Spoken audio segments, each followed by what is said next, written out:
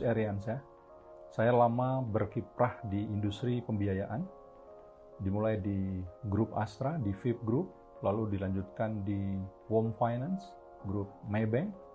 Selanjutnya saya juga meneruskan karya saya di asosiasi di industri fintech, selaku Managing Director pada Asosiasi Fintech Indonesia. Pada tahun 2019, saya mendapat kepercayaan sebagai Direktur Eksekutif pada Asosiasi Fintech Pendanaan Bersama Indonesia. November 2023, saya memulai journey saya selaku CEO pada 360 Credit.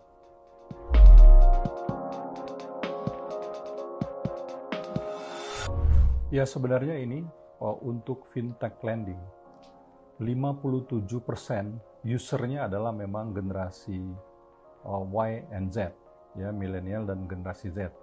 Jadi secara proporsi kredit macetnya, kontributor terbesarnya juga dari generasi milenial dan Z ini. Jadi ini sebenarnya bukan, kita jangan sampai terprovokasi oleh angka ini bahwa generasi muda ini menjadi kontributor besar untuk kredit macet.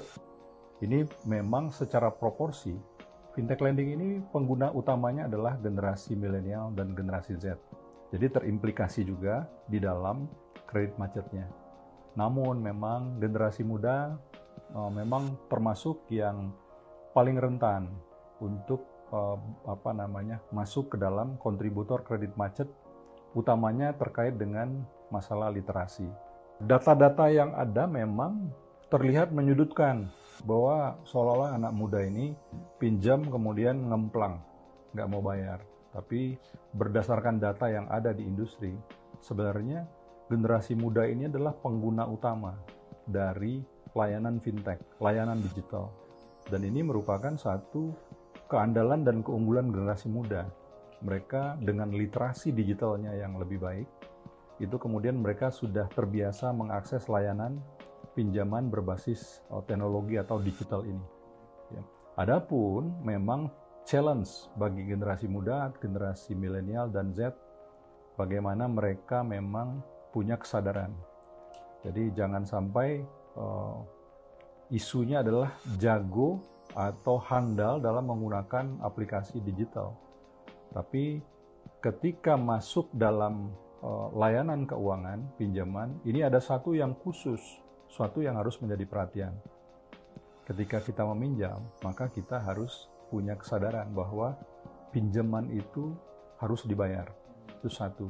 Yang kedua, ketika kita meminjam dan kita harus bayar, kita harus tahu ada sumber pembayarannya.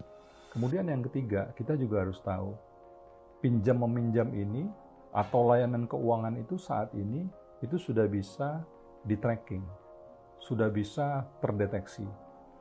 Perilaku kita dalam menggunakan layanan digital, apalagi pinjaman, itu semua tercatat. Apakah itu secara digital, apakah itu juga tercatat di penyimpanan-penyimpanan yang ada di berbagai platform.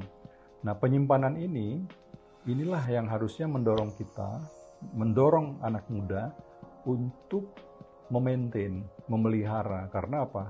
Setiap perilaku pinjaman kita pinjam, kita bayar, kita pinjam, kita nggak bayar, itu tercatat.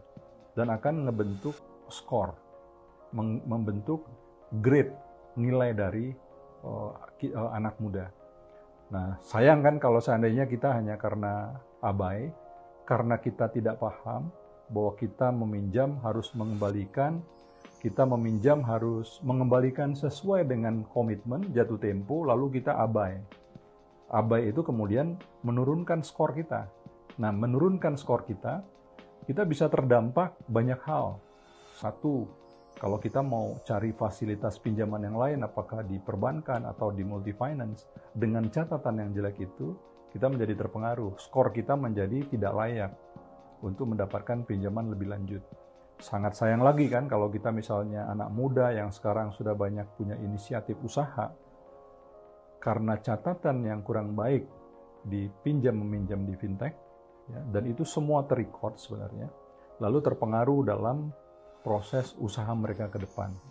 Jadi satu hal sebenarnya yang sangat penting, kita beraktivitas di dunia digital itu bukan sekedar kita untuk melayani berbagai macam keperluan kita, tapi aplikasi digital dan pinjaman digital itu bisa kita gunakan untuk membangun reputasi kita. Ya, bahkan di beberapa negara calon mantu oleh mertuanya dicek dulu itu, ya, skor digitalnya seperti apa, skor pribadinya dalam pinjam meminjam seperti apa. Dan itu bisa jadi sekarang di Indonesia juga orang bisa akses kredit biro data. Nah, dan di situ kelihatan ya bagaimana profil dari perilaku dari seseorang.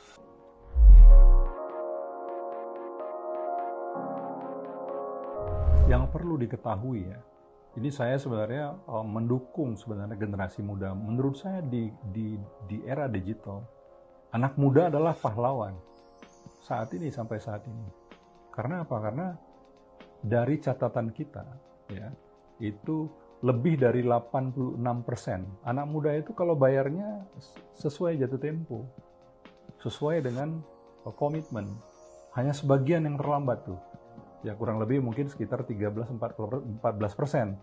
Mereka terlambat mungkin karena ya tadi tidak terlalu aware, ya, tidak terlalu disiplin, atau memang betul-betul mereka yang sedang mengalami gangguan income-nya menurun atau kehilangan pekerjaan.